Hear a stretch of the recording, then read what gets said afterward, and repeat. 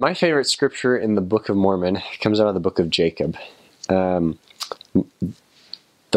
favorite part is in verse 12, but kind of as a background, also in verse 10 and 11. So it says, "Wherefore, brethren, seek not to counsel the Lord, but to take counsel from his hand. For behold, ye yourselves know that he counseleth in wisdom and in justice, and in great mercy over all his works.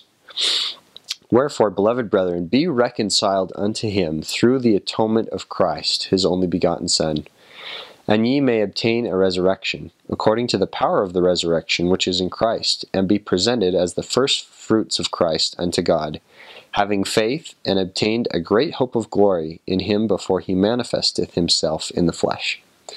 Okay, now this is my favorite part.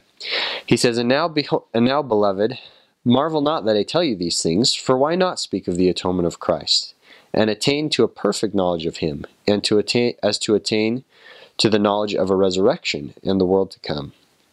I love this because, to me, Jacob is saying, why not talk about the atonement of Christ more? We ought to talk about this more. And he says, let's be reconciled to God through the atonement of Jesus Christ. This goes along with one of my favorite quotes from Elder Packer, where he says the atonement of Jesus Christ is the very root of Christian doctrine, and that everything that we can teach and learn is attached to the atonement of Jesus Christ. And that's where it gets its strength and its power.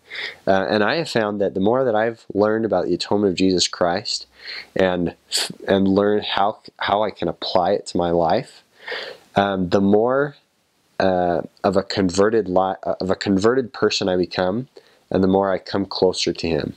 That's been my very favorite thing to learn about, is the atonement of Jesus Christ. And I know it's real, and I know it's true. Not only because I've been able to be forgiven of my sins and the things that I do wrong, or the mistakes that I make, but I've also found that at the same time, the atonement has been able to change who I am personally inside, so that maybe weaknesses I have or character flaws that I might have, those can change and those can become better. And those can be totally turned around because of this power that comes from the atonement, this grace that allows me to change in a way that I couldn't before. So I know that Jesus Christ lives, and I know His atonement is real. And I know that if we do what Jacob says here, if we talk about the atonement more, if we learn more about it, it will help us to come unto Jesus Christ.